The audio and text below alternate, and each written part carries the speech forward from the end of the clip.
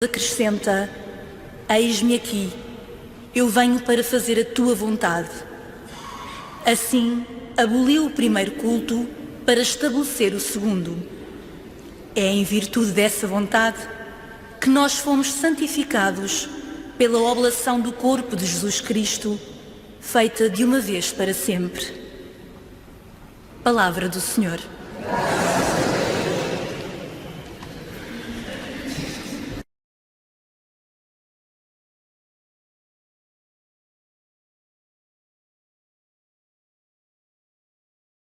Está desenvolvida através de um enquadramento. Temos aqui: não foi Deus, foi o demónio. E é toda esta afirmação A, afirmação B, que enquadra depois. Temos aqui 3 argumentos, 1, 2, 3, precisamente para dizer que não foi Deus. E depois, se não foi Deus, foi o demónio. Denotar o verbo fazer: não foi Deus quem fez a morte, foi pela inveja do demónio que a morte entrou. Portanto, Deus é o único que tem capacidade de fazer, de criar. O demónio não cria nada. O demónio pode, por sedução, fazer com que qualquer coisa entre. Ele não faz a morte. Ele torna possível a sua entrada, que é diferente.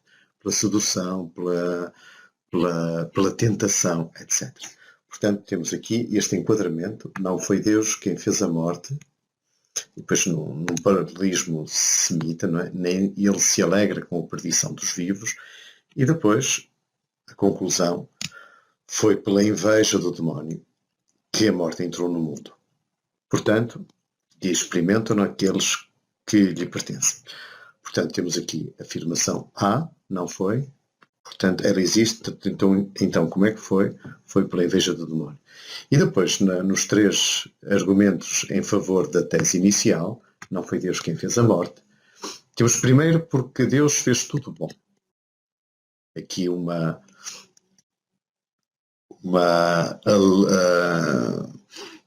referência ao livro do Gênesis, ao primeiro capítulo, em que Deus vê que era bom.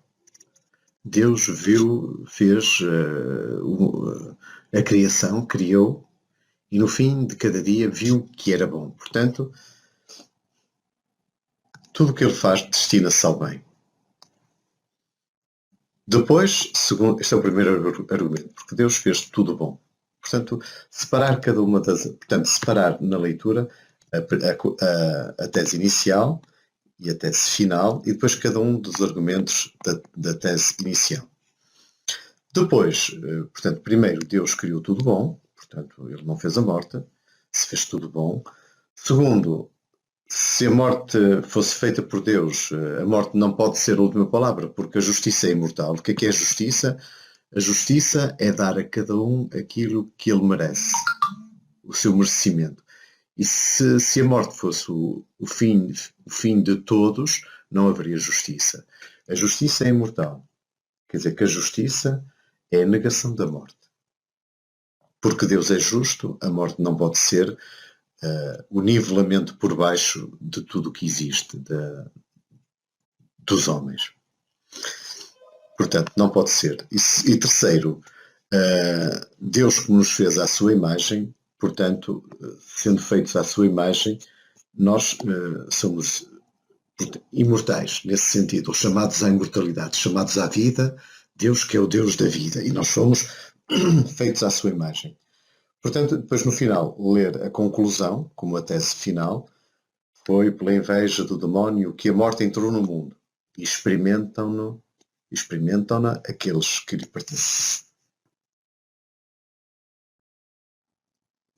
Este excerto da carta de São Paulo aos Coríntios é um apelo à generosidade dos coríntios, dos habitantes da igreja de Corinto,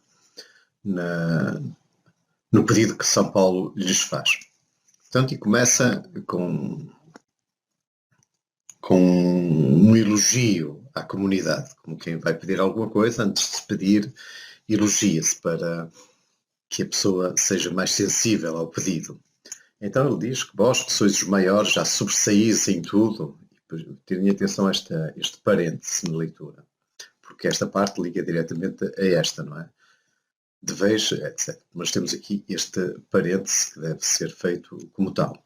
Na fé, na eloquência, na ciência, em toda a espécie de atenções e na caridade que vos ensinamos, pausazinha, deveis também sobressair nesta obra de generosidade. Portanto, elogiar para depois pedir. E depois, para que esse pedido seja aceito, São Paulo apresenta vários argumentos, e temos um primeiro argumento, é muito importante, um argumento cristológico. Deveis ser generosos porque Cristo também foi generoso. Não no dar material, mas no dar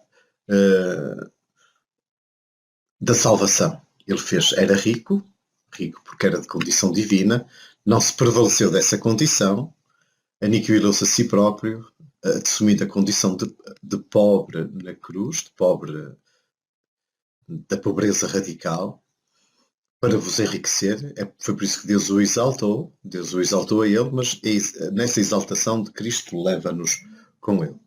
Portanto, Cristo fez-se pobre, que era rico, fez-se pobre, para nos enriquecer pela sua pobreza, pela cruz. Depois vem um segundo argumento, que é que, no fundo, nós, fazendo o apelo à generosidade, aquilo que queremos é estabelecer a igualdade. Queremos que haja igualdade entre todos os membros da Igreja, por isso fazemos apelo à vossa generosidade. Depois um terceiro argumento, que é um argumento mais prático, mais terra a terra, é que, no fundo, é dizer, porque de qualquer forma, hoje são eles, amanhã sois vós que ides precisar. Portanto, ajudai hoje, quem ajuda hoje, no fundo, está-se a ajudar a si próprio, porque, no fundo, amanhã sereis vós a precisar, e aqueles quem ajudais hoje vos ajudarão também nessa altura.